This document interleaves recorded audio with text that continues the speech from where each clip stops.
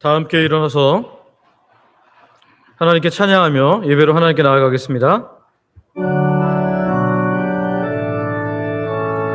성부 성자 성령 삼위일체께 입을 모아 찬양 경배 드리세. 태초부터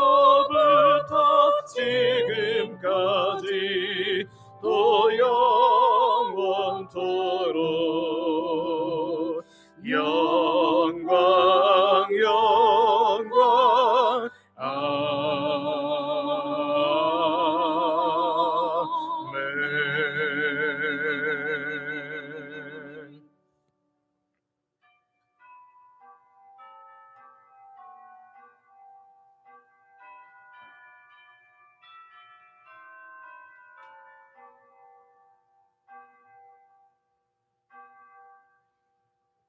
그러므로 우리는 긍휼하심을 받고 때를 따라 돕는 은혜를 얻기 위하여 은혜의 보좌 앞에 담대히 나아갈 것이니라. 아멘.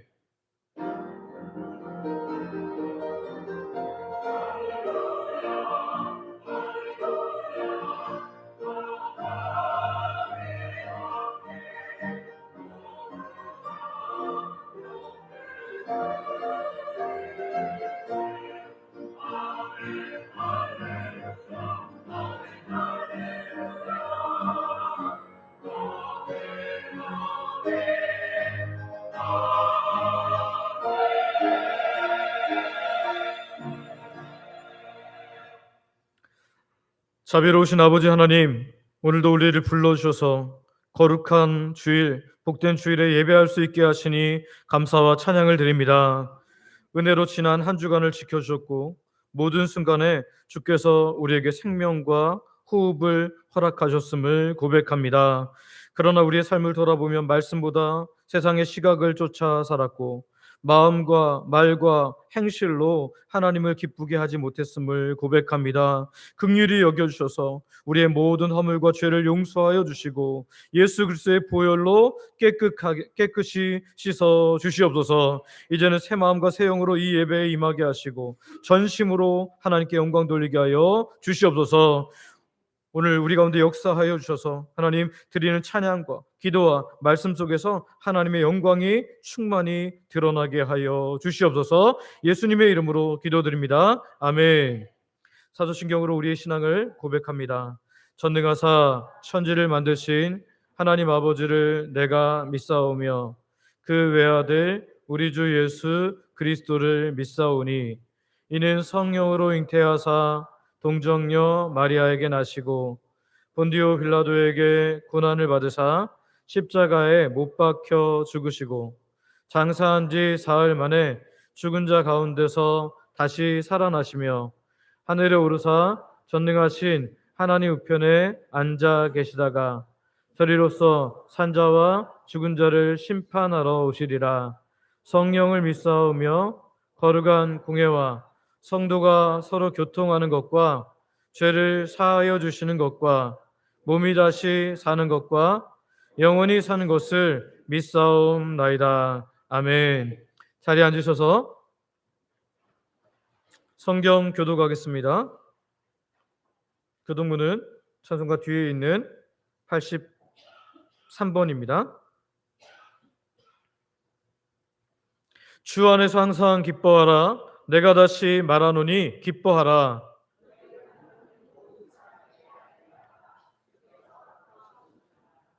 아무것도 염려하지 말고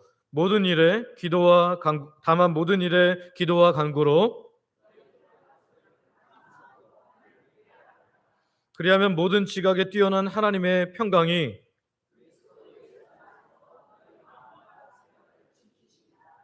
끝으로 형제들아 무엇에든지 참되며 무엇에든지 경건하며 무엇에든지 오르며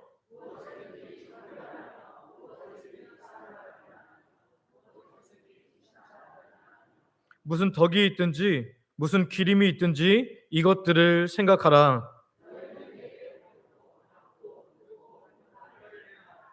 그리하면 평강의 하나님이 너희와 함께 계시리라. 아멘.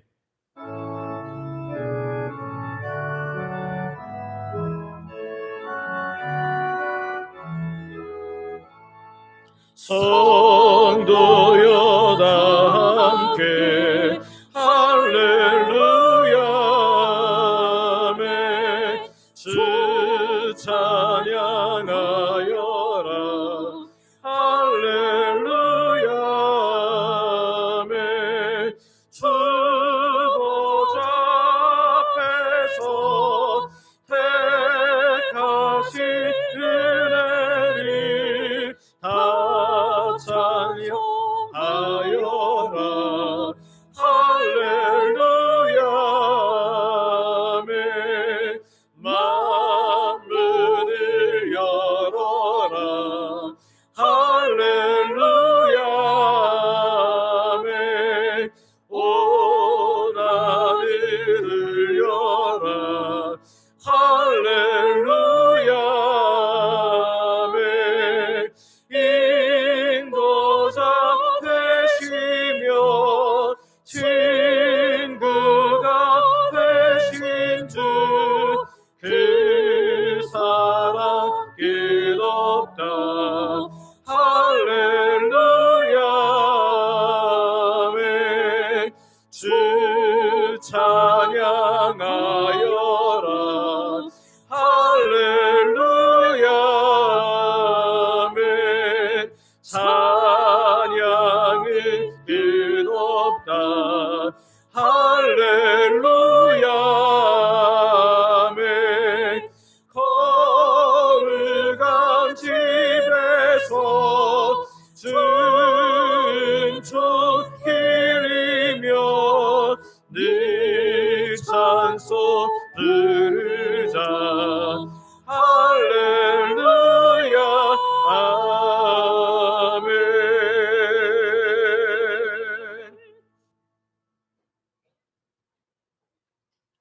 거룩하시고 은혜로우신 아버지 하나님, 오늘도 주의 날을 허락하여 주시고 우리를 불러주셔서 주 앞에 예배드리게 하시니 감사와 찬양을 드립니다.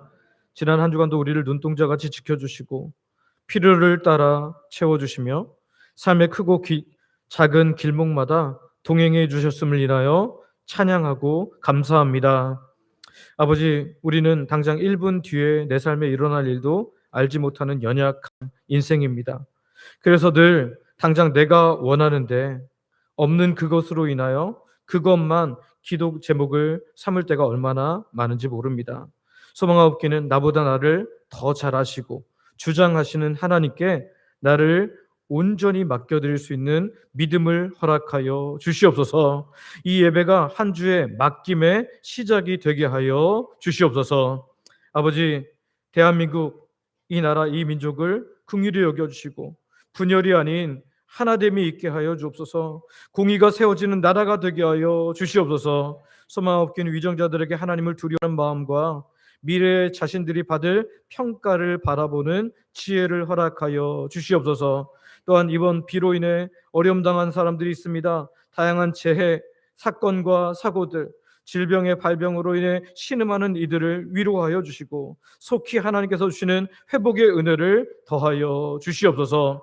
우리 주영광교회가 하나님께서 기뻐하시는 건강한 교회, 부흥하는 교회가 되기를 원합니다.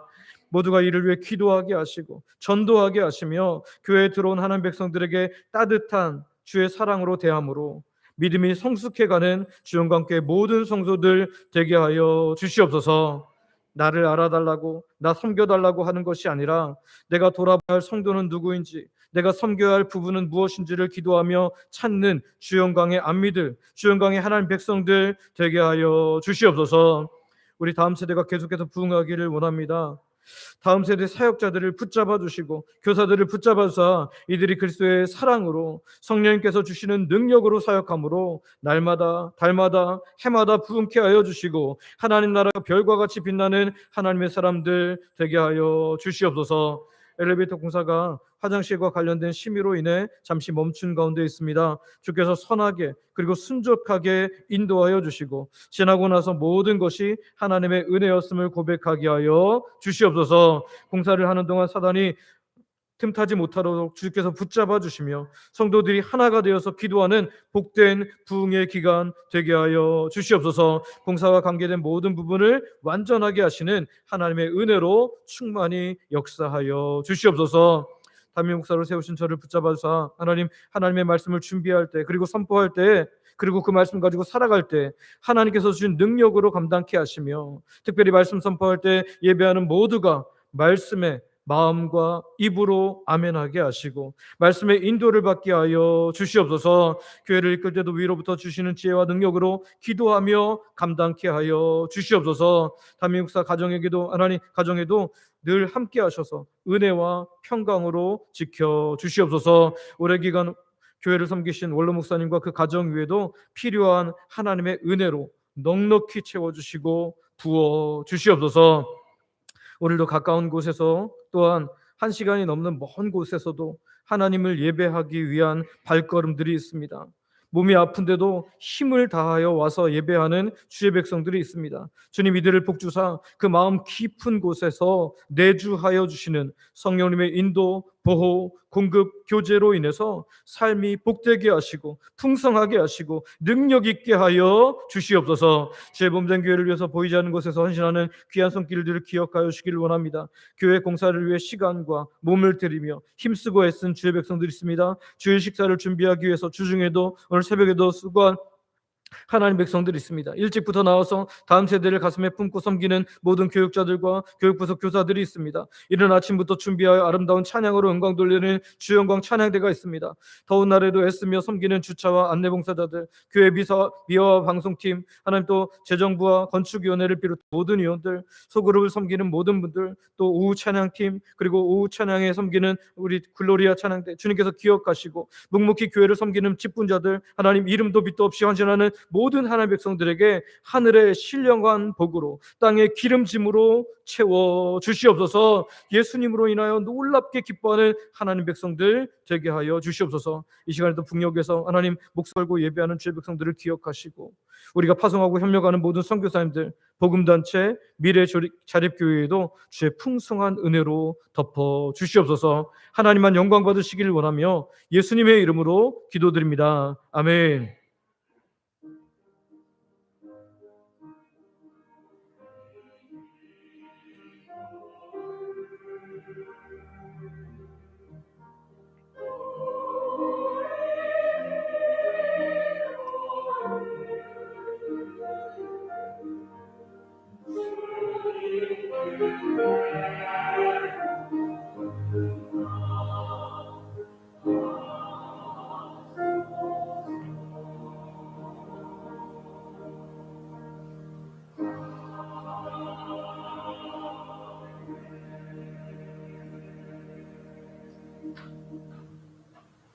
주영광 찬양대가 찬양으로 하나님께 영광 돌려드리겠습니다.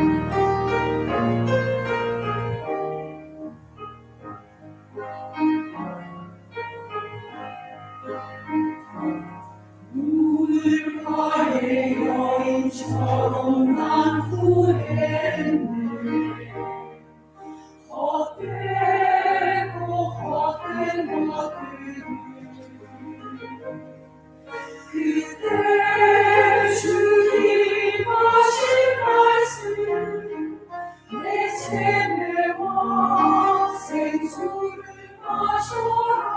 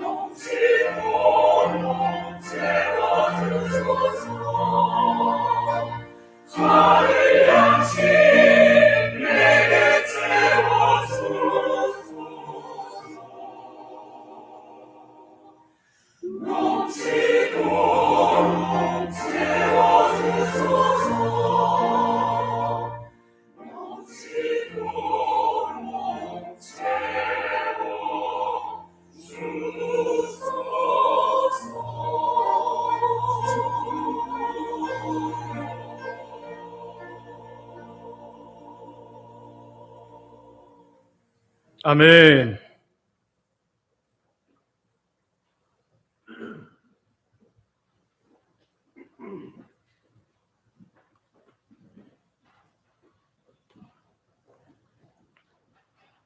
우리에게 주신 하나님의 말씀은 신약성경 사도행전 1장 15절부터 26절까지 있는 말씀입니다. 사도행전 1장 15절부터 26절까지 있는 말씀 제가 봉독하겠습니다. 모인 무리의 수가 약 120명이나 되더라. 그때 베드로가 그 형제들 가운데 일어서서 이르되, 형제들아, 성령이 다윗의 입을 통하여 예수 잡는 자들의 길잡이가 된 유다를 가리켜 미리 말씀하신 성경이 응하였으니 마땅하도다. 이 사람은 본래 우리 수 가운데 참여하여 이 직무의 한 부분을 맡았던 자라. 이 사람이 불의의 삭스로 밭을 사고 후에 몸이 곤두박질하여 배가 터져 창자가 다 흘러나온지라. 이 일이 예루살렘에 사는 모든 사람들에게 알리어져 그들의 말로는 그 밭을 아겔다마라 하니 이는 피밭이라는 뜻이라. 시편에 기록하였으되 그의 거처를 황폐하게 하시며 거기 거하는 자가 없게 하소서 하였고, 또 일렀으되 그의 직분을 타인이 취하게 하소서 하였도다. 이러함으로 요한의 세례로부터 우리 가운데서 올려져 가신 날까지 주 예수께서 우리 가운데 출입하실 때 항상 우리와 함께 다니던 사람 중에 하나를 세워 우리와 더불어 예수께서 부활하심을 증언할 사람이 되게 하여야 하리라 하거늘, 그들이 두 사람을 내세우니 하나는 바사바라고도 하고 별명은 유수도라고도 하는 요셉이요, 하나는 마띠아라.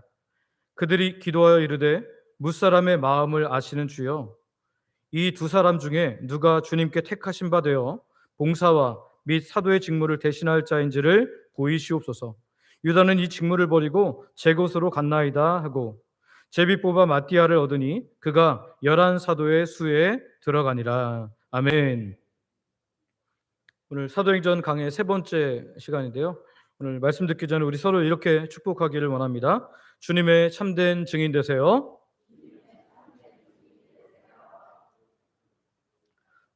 성도 여러분, 지난 두 주간 우리는 사도행전 강해를 통해서 교회인 우리의 정체성과 본질을 살펴보았습니다. 교회의 정체성의 가장 중요한 부분은 뭐였습니까? 예수님께서 시작하신 이야기를 성령의 능력으로 계속해서 써가는 것이 바로 교회라는 것이었습니다. 그리고 그 사명을 감당하기 위해서 교회는 성령님의 능력을 덧입어야 하고 증인의 정체성을 가져야 하며 땅끝을 향한 하나님의 시선을 놓치지 말고 그것을 사명으로 붙들어야 한다라는 것을 꽤 나누었습니다. 이제 교회는 성령님께서 강림하실 위대한 사건을 목전에 두고 있습니다. 그런데 바로 그 직전에 성령께서 임하시기 전에 교회가 반드시 해결해야 할 시급하고 아픈 문제가 있었어요. 그것은 바로 12제자 중 하나였던 가룟 유다의 배신으로 인해 생긴 리더십의 공백과 공동체의 깊은 상처였습니다. 오늘 본문은 교회가 어떻게 이 위기를 극복하고 무너진 기초를 다시 세워나가는지를 보여주는 교회의 공식적인 기록입니다. 이 과정을 통해서 우리는 단순히 한 사람을 뽑는 행정 절차를 넘어서서 누가 과연 예수님의 증인이 될 자격이 있는가? 누가 과연 예수님의 증인으로 합당한가라는 근본적인 질문에 답을 찾게 됩니다. 오늘 바라기는 오늘 말씀을 통해서 오늘 하나님의 음성을 듣고 오늘 우리가 바로 하나님의 원하시는 그리스도의 증인 되시기를 소망하고 축복합니다. 첫 번째 우리가 살펴볼 것은요, 자격을 상실한 증인 가룟 유다를 보게 됩니다. 우리 한번 같이 읽어볼까요? 시작. 자격을 상실한 증인 가룟 유다. 오순절 성령 강림이라는 위대한 부흥을 앞두고 120명의 성도들이 모인 초대교회는요, 가장 먼저 공동체의 아픈 상처 그리고 무너진 기초를 정직하게 직면해야 했습니다. 교회의 새로운 출발은 화려한 비전을 선포하는 것보다는 실패한 과거를 정리하고 바로 세우는 것에서 시작된다라는 거죠. 오늘 첫 번째 모습이 바로 자격을 상실한 증인 가룟 유다의 비극적인 이야기입니다. 성도 여러분, 우리가 새로운 사도를 세우는 장면을 보기 전에 왜 그 자리가 비게 되었는지를 아는 것은 매우 중요합니다. 베드로는 유다를 가리켜서 17절에서 이렇게 소개하는데요. 우리 사도행전 1장 17절 말씀 같이 한번 읽어볼까요? 시작. 이 사람은 본래 우리 수 가운데 참여하여 이 직무의 한 부분을 맡았던 자라. 아멘. 이것이 유다의 비극의 깊이를 더하는 내용인데요. 그는 결코 외부인이 아니었습니다. 예수님의 70인 제자가 아니라 12제자라는 가장 영광스러운 그룹의 일원이었다는 거예요. 예수님께서 행하신 모든 일들, 특별히 기적까지도 가장 가까이서 친히 보았습니다. 예수님의 모든 가르침, 산상수훈을 비롯한 모든 가르침을 친히 들었습니다. 심지어 제자들의 제장을 담당할 만큼 제자들에게 신뢰도 받던 사람이었습니다. 교회를 돌보고 감독하는 거룩한 직무의 사람이었다는 거죠. 그는 그 누구보다도 큰 은혜와 특권을 누리던 사람이었어요. 그런데 그가 그 모든 은혜를 스스로 저버렸습니다. 그는 돈으로 미혹하는 사탄에게 마음을 빼앗겨서 생명의 주인이신 예수님을 은 30이라는 불의의 삭과 바꾸어 버렸다라는 거예요. 그 결과가 무엇이었습니까? 18절과 19절 말씀은 그의 마지막을 끔찍하고 비참하게 묘사하는데요. 제가 읽어드리겠습니다. 이 사람이 불의의 삭스로 밭을 사고 후에 몸이 곤두박질하여 배가 터져 창자가 다 흘러나온지라. 이 일이 예루살렘에 사는 모든 사람에게 알려져 그들의 말로는 그 밭을 아겔다마라 하니 이는 피밭이라는 뜻이라. 아멘. 그가 불의한 삭스로 얻은 것은 고작 저주받은 땅 한 떼기입니다. 피밭이라는 아겔다마라 부르는 피밭뿐이었다는 거예요. 그의 마지막은 몸이 곤두박질하여 배가 터져 창자가 흘러나오는 끔찍한 자살의 죽음이었습니다. 우리가 지난번에 이 사도행전 강의 전에 말씀이 생명입니다라는 시리즈 첫 시간에서 시편 1편을 통해서 복 있는 사람은 누구의 꾀를 따르지 않는다고요? 악인들의 꾀를 따르지 않는다. 악인의 길은 결국 바람에 나는 뭐와 같다고요? 겨와 같다. 그렇게 망한다고 했어요. 가룟 유다의 삶이 바로 시편 1편의 비극적인 현실판이 된 것입니다. 그는 생명의 말씀이신 예수님의 곁을 떠나서 악인들의 꾀, 곧 대제사장들의 음모에 가담했습니다. 죄인들의 길, 곧 예수님을 팔아 넘기는 길에 서버렸습니다. 마침내 오만한 자, 그래도 괜찮을 것이라는 자기 생각의 자리에 앉아 버린 거예요. 그 결과 그의 인생은 알곡이 아니라 바람에 나는 겨와 같이 허무하게 흩어져 버린 거죠. 그런데 베드로는 이 끔찍한 배신 사건을 단지 개인의 실패로 보지 않습니다. 20절에서 시편 60편과 109편을 인용해서 이 비극조차도 성경에 예언된 하나님의 큰 섭리였음을 그는 고백하는데요. 한번 20절 같이 한번 읽어볼까요? 같이 읽습니다. 시작. 시편에 기록하였으되 그의 거처를 황폐하게 하시며 거기 거하는 자가 없게 하소서 하였고 또 일러스되 그의 직분을 타인이 취하게 하소서 하였더라. 아멘. 지금 베드로는 초대교회가 공동체의 가장 큰 상처, 이 수치조차도 하나님의 주권적인 말씀 안에서 바라보고 이해하려고 하고 있는 것을 보여주고 있습니다. 그들은 어떻게 이런 일이 일어날 수 있어? 어떻게 우리 가운데 이런 배신자가 생길 수 있어? 하면서 혼란에 빠지지 않고 이 사건에 대해서 하나님의 말씀은 무엇이라 말하는가? 라는 질문을 하면서 길을 찾아가고 있는 것입니다. 여러분, 말씀은요, 우리의 가장 큰 상처를 하나님의 더 큰 이야기로 품어내는 능력이 있는 줄 믿습니다. 다시 한번요. 말씀은요, 우리의 가장 큰 상처조차도 하나님의 더 큰 이야기로 품어내는 능력이 있는 줄 믿습니다. 성도 여러분, 유다의 이야기는 우리에게도 강력한 경고를 줍니다. 은혜의 자리에 그냥 앉아 있다고 해서, 교회에서 직분을 받았다고 해서 우리의 구원이 보장되는 것이 아니라는 거예요. 성경의 가룟 유다처럼 하나님께 위대한 직분과 은혜를 받았지만 자기 욕심을 따라 그 자격을 상실한 또 한 명의 비극적인 인물이 있습니다. 바로 이스라엘의 초대왕 사울이죠. 그는 하나님께 직접 기름 부음을 받아 왕으로 세워졌고 이스라엘을 이끄는 지도자의 직분을 받았습니다. 그는 하나님보다 자신의 생각과 백성의 칭찬을 더 중요하게 여겨버렸어요. 그래서 사무엘상 15장을 보면 아말렉을 진멸하라는 하나님의 명령에 대해서 그는 뭐라고 말합니까? 나는 하나님의 명령을 잘 행했습니다. 근데 그렇지 않았거든요. 살찐 소와 양을 남겨두었을 것 같거든요. 그리고 심지어 그 아말렉의 왕을 아각을 그냥 살려두었습니다. 그러면서도 뭐라 그래요? 불순종을 경건한 의도로 포장합니다. 하나님의 백성이 하나님께 제사하려고 가장 좋은 것을 남긴 것뿐이다 라고 그렇게 당당하게 이야기합니다. 그는 하나님의 말씀보다 눈에 보이는 전리품, 자기가 높아져야 되는 이 전리품을 남기는 것을 훨씬 더 중요하게 여겼던 거예요. 불의의 삭슬을 더 사랑했던 것입니다. 하나님께서 그에게 사무엘을 통해서 이렇게 말씀하신대요. 사무엘상 15장 23절 하반절 같이 한번 읽어볼까요? 같이 읽습니다. 시작. 왕이 여호와의 말씀을 버렸으므로 여호와께서도 왕을 버려 왕이 되지 못하게 하셨나이다 하니. 아멘. 성도 여러분, 가룟 유다와 사울의 이야기는 오늘 우리에게 엄중한 경고를 줍니다. 몸이 은혜의 자리에 있다고 해서 혹은 거룩한 직분을 맡았다고 해서 우리의 구원이 보장되는 것이 아니라는 거예요. 예수님과 가장 가까운 곳에 있었던 특권이, 유다의 마음속에 있었던 탐욕이 죄를 해결해 주지 못했다라는 거예요. 왕이라는 거룩한 직분이 사울이 하나님을 대적하는 불순종을 막을 수 없었습니다. 은혜의 자리에 있었으면서도 그 은혜를 가볍게 여기고 마음속의 죄를 회개하지 않을 때 그 마지막은 비참하고 허무했다라는 거예요. 오늘 우리는 늘 확인해야 됩니다. 진짜 내 삶의 주인은 나를 위해서 십자가에 죽으시고 다시 부활하신 예수님이신가? 아니면 나는 종교로서 기독교의 내 삶을 걸치고 있는가? 저와 여러분이 스스로를 속이며 자만하지 않고 날마다 말씀 앞에 우리를 살피되 주인 되신 예수님의 뜻대로 살아가는 진짜 크리스찬들 되시기를 소망하고 축복합니다. 두 번째는요, 증인의 핵심 자격을 보여준대요. 우리 증인의 핵심 자격 같이 읽어볼까요? 시작. 증인의 핵심 자격, 예수님과의 동행과 부활의 목격.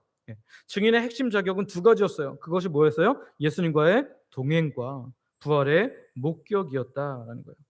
가룟 유다의 배신으로 이제 무너진 사도의 직분 한 자리를 다시 세울 때 베드로는 일어서서 새로운 증인의 자격 조건이 무엇인지를 선포합니다.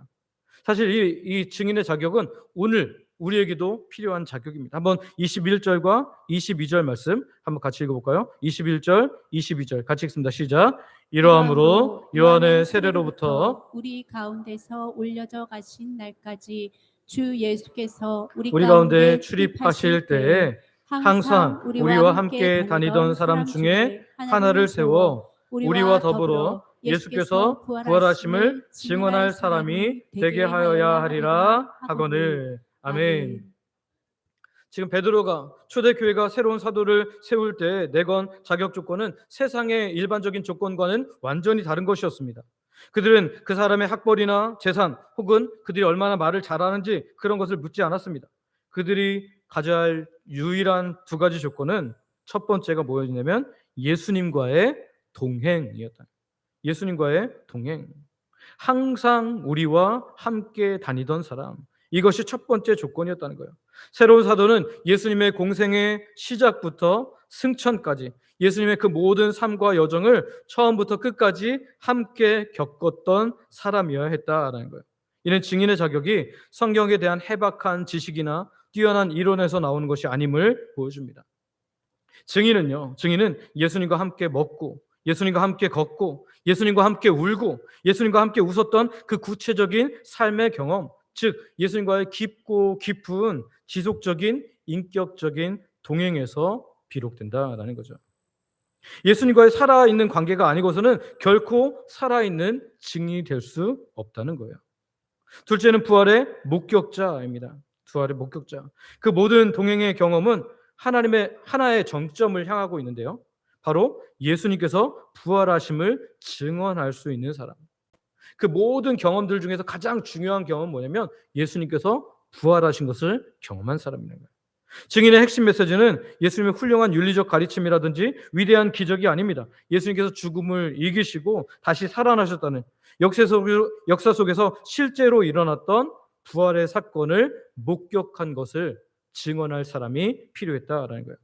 증인을 뜻하는 마르티스라는 단어는 이 역사적 사실을 자신의 목숨을 걸고 증언하는 자를 의미합니다. 여러분, 이 두 가지 증인의 조건이 오늘 우리에게 무엇을 의미할까요? 교회의 믿음은요, 교회가 말하는 신앙은 추상적인 철학이나 교리가 아니라 역사적으로 실제로 일어났던 한 분 예수님의 삶과 사역의 그 뿌리를 두고 있다는 거예요. 실제로 예수님을 경험하되 특별히 십자가에서 죽으신 예수님의 부활을 경험한 사람이 증인으로서 사도의 자리에 적합하다라는 것입니다. 이것을 좀 더 잘 이해하고자 엘리 위젤이라는 사람의 이야기를 하려고 합니다. 여러분 홀로코스트 참상을 알 겁니다. 엘리 위젤이라는 사람은 제2차 세계대전 때 유대인 대학살인 홀로코스트의 참상을 온몸으로 겪어낸 사람입니다. 그는 자기가 쓴 책 밤이라는 책과 또 여러 가지 활동을 통해서 노벨 평화상까지 수상했는데요. 그는 자신이 아우슈비츠 수용소에서 겪었던 끔찍한 일들을 밤이라는 책에서 그렇게 증언하였습니다. 수많은 역사학자들이 홀로코스트에 대해서 연구하고 객관적인 사실을 기록할 수 있었지만 엘리에젤의 그 증언이 담긴 이 책은요, 강력한 힘을 가지고 있었어요. 왜 그렇죠? 그는 그냥 정보를 나열한 것이 아니라 뭐라고 말해요? 내가 바로 거기에 있었다. 내가 그것을 직접 보았다. 내가 그 고통을 직접 겪었다. 내가 그 고통의 증인이다라고 말하는 실존적인 목소리였기 때문입니다. 역사학자의 글들은 우리에게 지식을 주지만 목격자의 증언은 우리를 깨워내고 그리고 그 역사적 현장으로 우리를 데려가는 힘이 있다라는 거죠. 초대교회 사도들의 증언이 바로 이와 같았습니다. 오늘 수많은 신학자들, 목회자들이 있지만 사도들의 증언에는 그 누구도 흉내낼 수 없는 권위가 있는 거예요. 그래서 신학자들이나 목회자들이 더 이상 성경을 써내려가지 않습니다. 그러나 사도들은 하나님의 말씀을 써내려갈 수 있었던 거죠.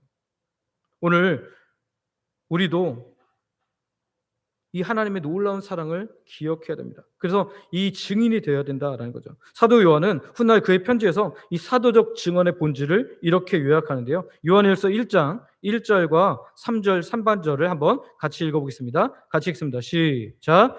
태초부터 있는 생명의 말씀에 관하여는 우리가 들은 바요 눈으로 본 바요 자세히 보고 우리의 손으로 만진 바라 우리가 보고 들은 바를 너희에게도 전함은. 아멘. 성도 여러분, 오늘 우리에게 사도들처럼 부활하신 예수님을 직접 본 분 계십니까? 부활하신 예수님의 몸을 직접 만지신 분 있으십니까? 아무도 없어요. 그런데 우리는 이 사도들의 신실한 증언, 곧 성경 말씀을 통해서, 그리고 우리 안에 예수님의 영이신 성령님의 내주하심을 통해서, 역사하시는 성령님을 통해서 이제 역사적으로 오셔서 우리 위해서 십자가에 죽으시고 부활하신 예수님을 나의 인격적인 주님으로 온전하게 만나고 경험할 수 있는 줄 믿습니다. 그리고 그 주님과 날마다 동행하면서 내 삶에서 역사하시는 부활의 능력을 경험하며 살 수 있다는 거예요. 따라서 오늘 21세기의 증인으로 우리는 살아갈 수 있다는 거죠. 우리의 삶이 날마다 주님과 동행하는 거룩한 경험으로 채워져서 부활의 능력을 세상 사람들에게, 우리 주변 사람들에게 알리며 살아가는 복된 삶 되시기를 소망하고 축복합니다. 오늘 우리가 12명의 사도가 될 수는 없어요. 그러나 오늘 우리가 21세기에 부활의 증인으로서는 살아갈 수 있다는 거예요. 오늘 저와 여러분들이 이 놀라운 능력의 사람이 되어 하나님의 기쁨이 되고 하나님의 능력을 경험하며 살아가는 귀한 주 백성들 되시길 소망하고 축복합니다. 마지막으로 세 번째는요, 하나님께서 인정하시는 증인을 한번 볼 수 있는데요. 같이 한번 제목 읽어볼까요? 시작. 하나님께서 인정하시는 증인 마띠아. 성도 여러분, 오늘 우리는 말씀을 통해서 증인의 자격을 상실한 가룟 유다의 비극을 보았고요. 또 참된 증인이 되기 위한 핵심 자격 두 가지, 예수님과 동행했던 사람, 그리고 부활을 목격했던 사람이라는 것을 보았습니다. 이제 이 엄격한 자격 조건을 통과한 두 명의 후보자들이 나오게 됩니다. 그런데요, 그 두 명의 후보자까지는 그 교회에서 추천하지만 그 결정을 내리지는 않는데요. 우리 한번 23절 말씀 읽어볼까요? 23절 같이 읽습니다. 시작. 그들이 두 사람을 내세우니 하나는 바사바라고도 하고 별명은 유스도라고도 하는 요셉이요, 하나는 마띠아라. 아멘. 여기 두 명의 후보가 있습니다.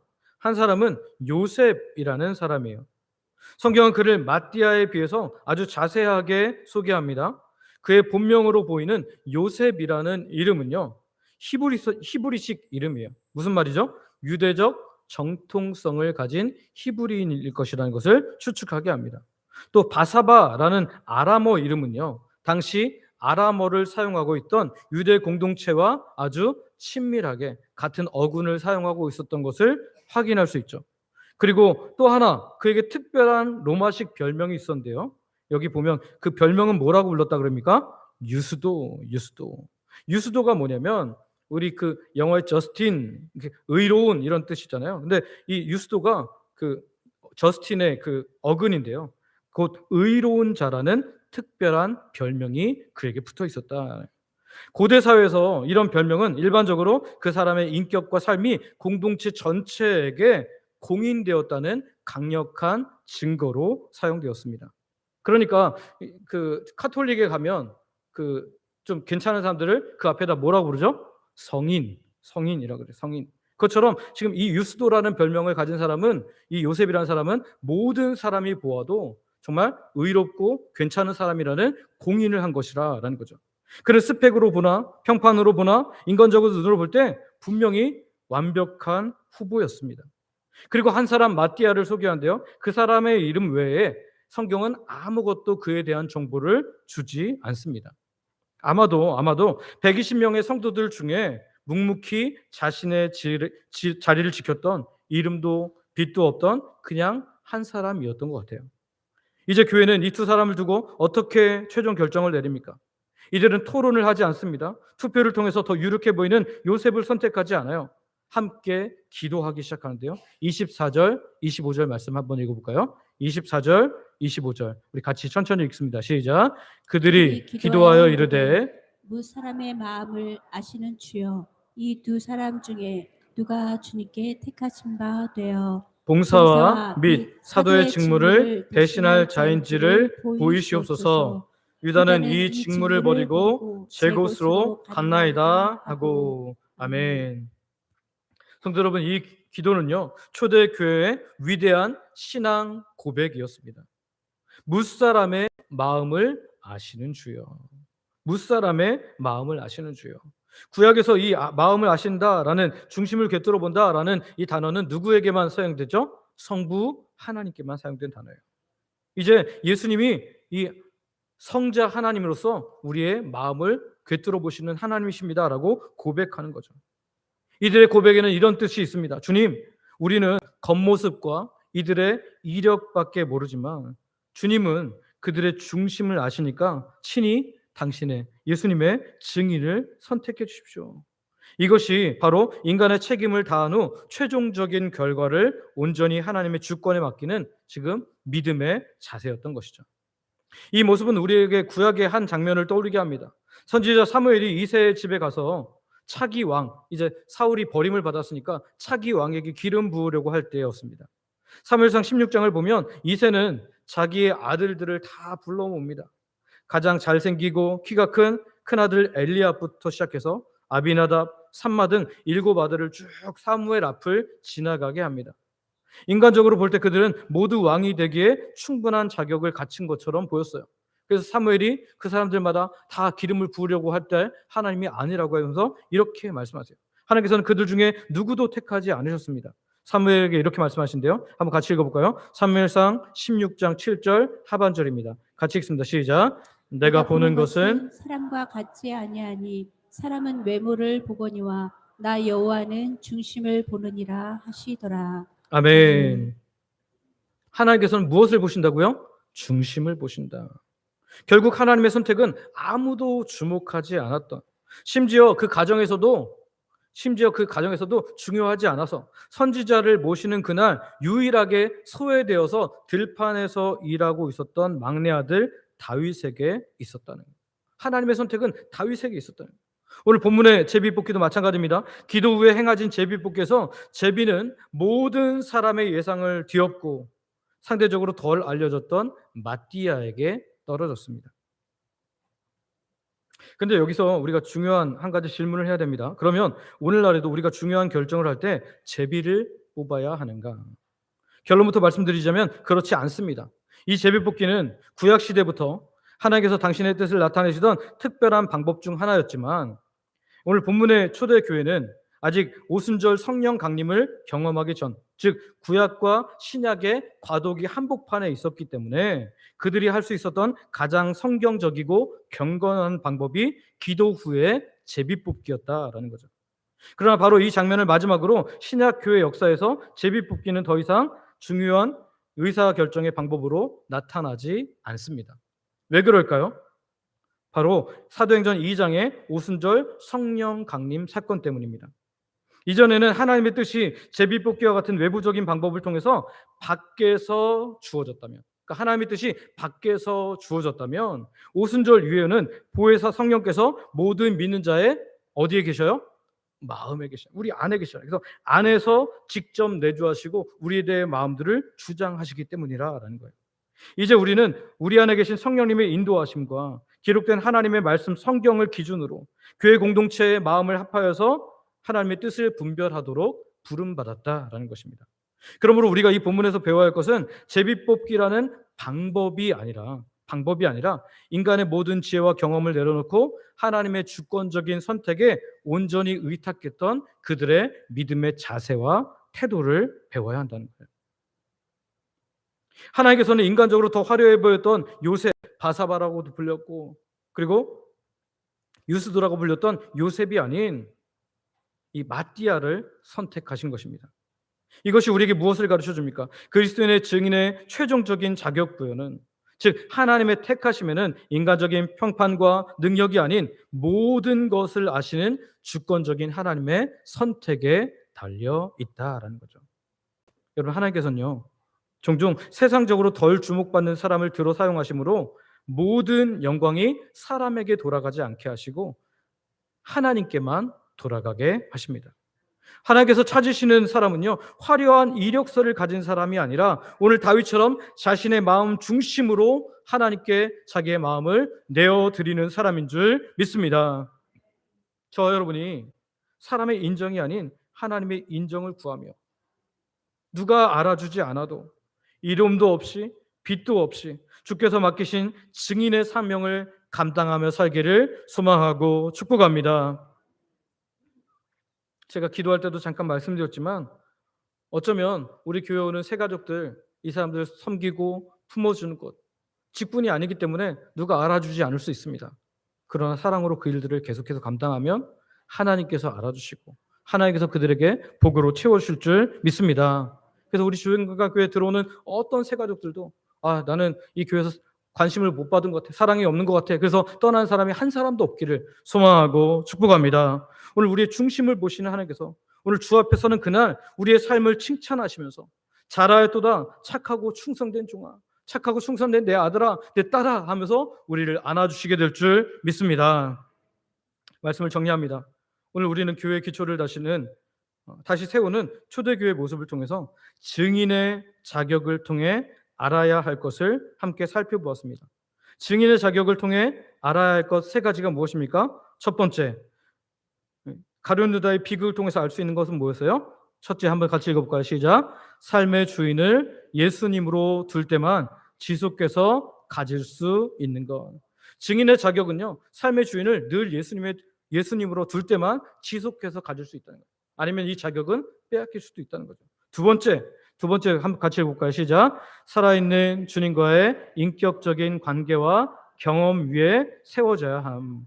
여러분, 우리가 살아있는 예수님을 직접적으로 인격적으로 계속해서 만나야 돼요. 어떻게 해요? 말씀을 통해서, 기도 가운데, 우리의 삶 가운데 기도함으로 하나님과의 걸음을 한 걸음 한 걸음 같이 만나야 되고요. 경험이 그것이 쌓여야 된다는 거예요. 세 번째, 같이 읽어볼까요? 시작. 최종적인 임명권은 사람이 아닌 우리의 마음 중심을 보시는 하나님께 있음. 아멘. 여러분, 그렇습니다. 오늘 우리를 선택하시고 우리를 복주시고 우리에게 모든 것을 주시는 분은 하나님이십니다. 오늘 우리 이 기준을 통해서 우리에게 한번 물어봐야 돼요. 나는 주님과 정말 동행하고 있는가? 나는 내 삶을 통해서 부활의 주님을 증언하는 삶을 살고 있는가? 그리고 무엇보다도 사람의 인정이 아닌 하나님의 인정을 구하며 살고 있는가? 하나님께서 오늘 당신의 증인을 찾고 계십니다. 화려한 스펙이나 유창한 언병을 가진 사람 말고 이름도 없을지라도 빚도 없을지라도 예수님과 동행하기를 사모하며 삶의 모든 자리에서 부활의 능력을 살아내며 겸손히 하나님의 택하심을 기다리는, 하나님의 놀라운 은혜를 기다리는 그 사람을 찾고 계시다는 거예요. 오늘 저와 여러분들이 내 삶을 온전히 다 주께 드림으로, 특별히 중심으로 하나님께 나아감으로 하나님께서 기뻐하시는 그리스도의 증인으로, 하나님의 증인으로 살아가기를 소망하고 축복합니다. 우리 함께 기도하기를 원하는데요, 앞에 기도 제목이 있습니다. 우리의 외모나 능력, 병이 아닌 우리 마음 중심을 보시고 우리를 하나님 증인으로, 예수 그리스도의 증인으로 불러주시는 하나님의 은혜를 찬양합니다. 세상 기준으로 더 유력해 보이는 사람을 부러워하고 이름 없이 빚도 없이 조용히 섬기는 자리를 가볍게 여겼던 저의 교만을 회개합니다. 날마다 주님과 깊이 동행함으로 우리 삶 자체가 부활의 능력을 증거하는 삶 살게 하시고 오직 하나님의 인정만을 구하며 증인의 삶 살게 하여 주시옵소서. 이 시간 우리 아버지 부르고 합심으로 같이 기도하겠습니다. 아버지 감사합니다. 주께서 우리에게 늘어가셔서 오늘도 하나님 말씀을 듣게 하시니 감사합니다. 오늘 초대교회가 하나님 정말 가룟 유다의 자리를 채우는 것을 보면서 오늘 우리가 증인의 자격, 그리스도의 증인으로서 어떻게 살아야 할지를 확인케 하시니 감사합니다. 우리의 외모나 능력, 배경이 아닌 우리의 마음 중심을 보시고 우리를 당신의 하나님의 그 증인으로, 하나님 그리스도의 증인으로 불러주시는 아버지 하나님의 놀라운 은혜를 찬양합니다. 세상 기준으로 더 유력해 보이는 사람을 부러워하고 나도 유력해지고 싶어 했던 그런 모습들을 회개합니다. 이름도 빚도 없이 조용히 섬기는 자리를 가볍게 여겼던 것을 저의 교만을 회개합니다. 주님 용서하여 주시옵소서. 날마다 주님과 깊이 동행함으로 하나님 우리 삶 자체가 부활의 능력을 증거하는 삶이 되게 하시고 오직 하나님의 인정을 구하며 증인으로서의 삶을 살아갈 수 있도록 은혜 베풀어 주시옵소서. 그래서 우리가 하나님의 기쁨이 되게 하시고 하나님 백성으로 살아갈 수 있도록 하나님의 기뻐하시는 삶을 살아갈 수 있도록 은혜 더하여 주시옵소서. 오늘도 주께서 은혜 더하시고 능력 더하시길 원하며 예수님의 이름으로 기도드립니다. 아멘. 아버지 하나님, 오늘도 하나님 백성들이 말씀을 듣고 말씀 가지고 기도했습니다. 우리들의 기도에 응답하여 주실 줄, 또한 이미 응답이 시작된 줄 믿으며 예수님의 이름으로 기도드립니다. 아멘.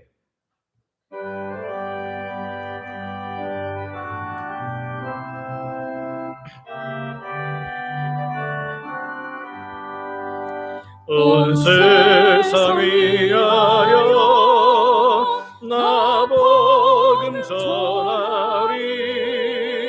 만 백성 모두 나와서 주 말씀 들으라. 죄 중에 빠져서 헤매는 자들아, 주님의 음성 듣고서 너 구원 받으라. 전하고 기도해 매일 증인 되리라. 세상 모든 사람 다 듣고 그 사랑 알도록 온 세상 위하여 이 복음 전하리. 저 죄인에게 하고서 주 예수 믿으라. 이 세상 구하려 주 돌아가신 것 나 증거하지 않으면 그 사랑 모르리.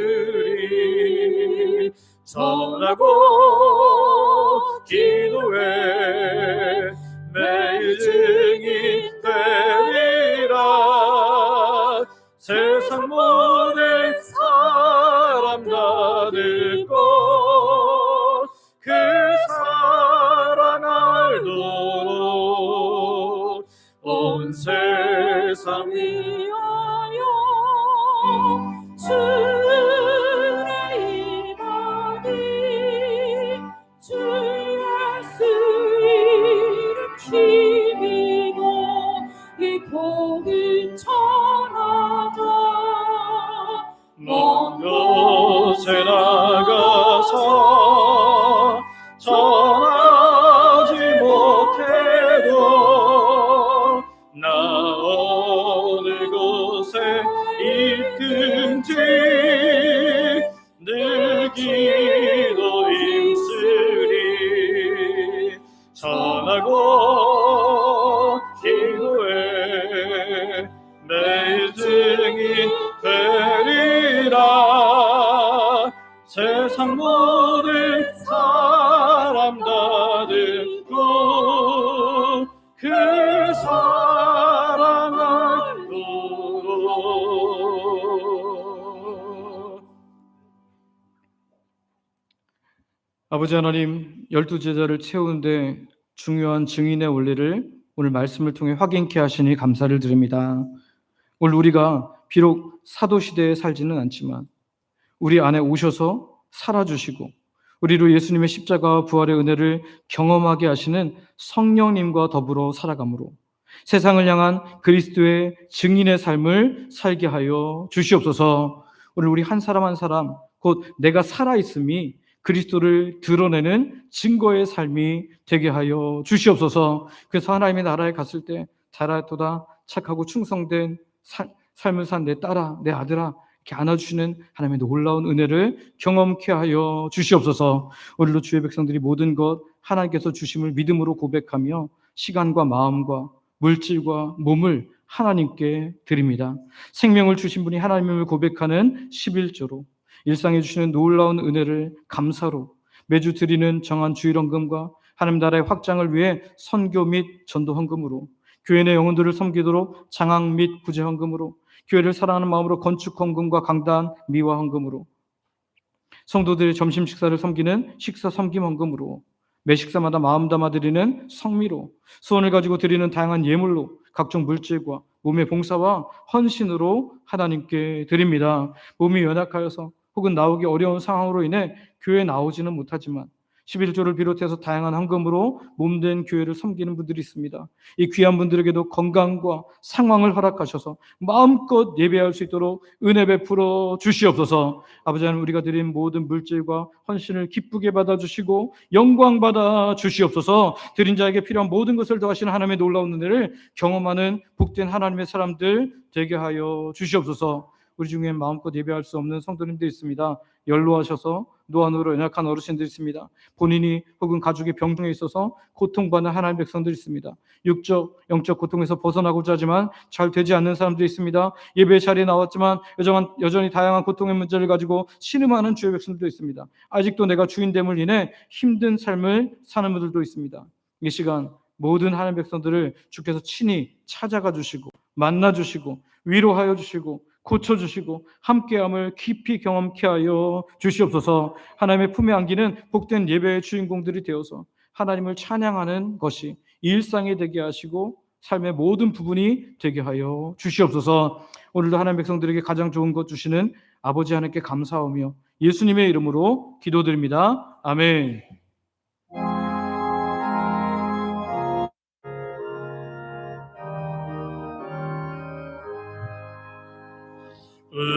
우리의 주여 패배하기 전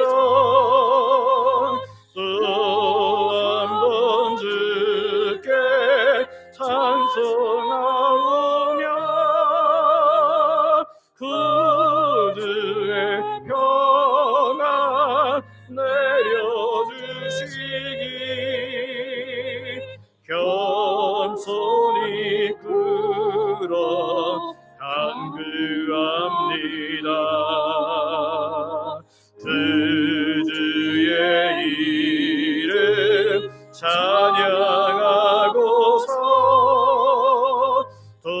돌아갈 때에 안위하시고 우리와 종일 함께 계셔서 범죄치 않게 도와주소서. 고요한 밤에 주의 자녀들 흑암 중에도 지켜주시소.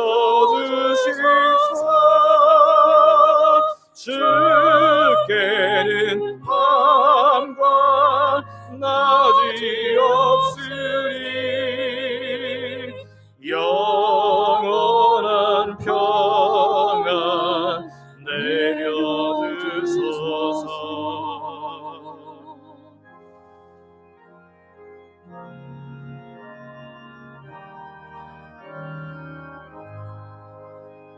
살 동안 항상 평안 주시고 근심할 때에 위로하시고 세상의 수도 지나간 후에 영원한 안식 얻게 하소서.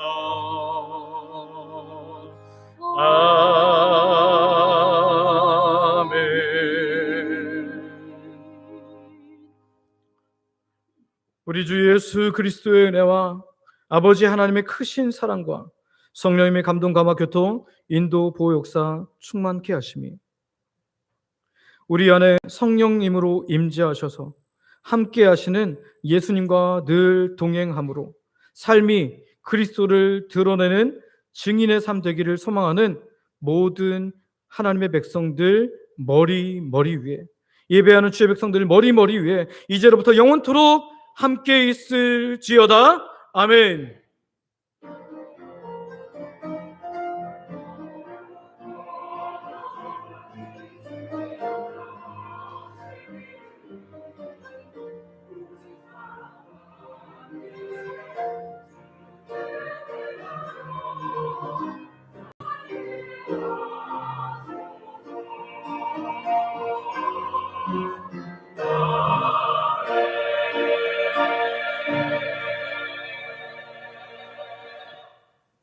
자리에 앉으시기 바랍니다. 교회 소식입니다. 처음 오신 분들 환영하고 등록하여 함께 믿음 생활하기를 원하고요.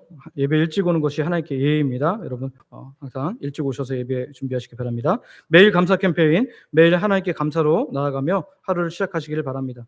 오늘 소그룹 모임이 있는 날입니다. 각 전도회별로 모여서 말씀, 은혜, 기도의 시간을 가져주시길 바랍니다. 오후 찬양대는 9월달 주동행 찬양대입니다. 금요기도에 안내입니다. 특별 찬양은 이번 주는 3여전도회, 안수기도는 31세부터 40세에 해당하시는 분들이 안수기도 대상입니다. 노방전도 매주 토요일 오후 10시 30분에 베델 예배실에서 모여서 찬양과 기도 후에 노방으로 나아가서 전도합니다. 이번 주 주간은 교육부서 전체회입니다. 여러분 많이 참여해 주시길 바라고요. 교회 와서 기도하기, 한 주에 한 번 30분 기도하기에 참여해 주시기를 바랍니다. 교우동종 광고입니다. 원로 목사님 사모님이 지금 현대 아산병원에 입원해 계십니다. 원로 목사님은 상주 보호자로 함께 계십니다. 회복을 위해서 기도해 주시기를 바랍니다. 우리 파송 찬양 후에 내려가셔서 식사로 교제 나누시길 바랍니다.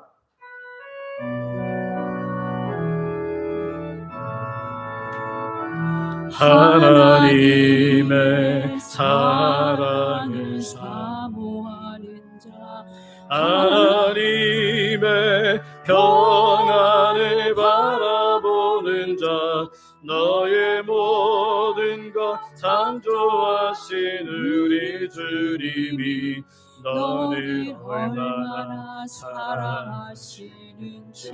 아멘. 하나님께 찬양과 경배하는 자, 하나님의 선하심을 닮아가는 자, 너의 모든 것 창조하신 우리 주님이 너를 자녀 삼으셨네. 하나님 사랑의 눈으로 너를 어느 때나 바라보시고, 하나님 인자 귀로서 언제나 너에게 기울이시니, 어두움에 밝은 빛을 비춰주시고, 너의 작은 시름에도 응답하시니, 너는 어느 곳에 있든지 주를 향하고 주만 바라볼지. 하나님 사랑의 눈으로, 하나님 사랑의 눈으로 너를 어느 때나 바라보시고, 하나님 인자한 귀로서 언제나 너에게 기울이시니, 어두움에 밝은 빛을 비춰주시고, 너의 작은 시름에도 응답하시니, 너는 어느 곳에 있든지 주를 향하고 주만 바라볼지라. 주만 바라볼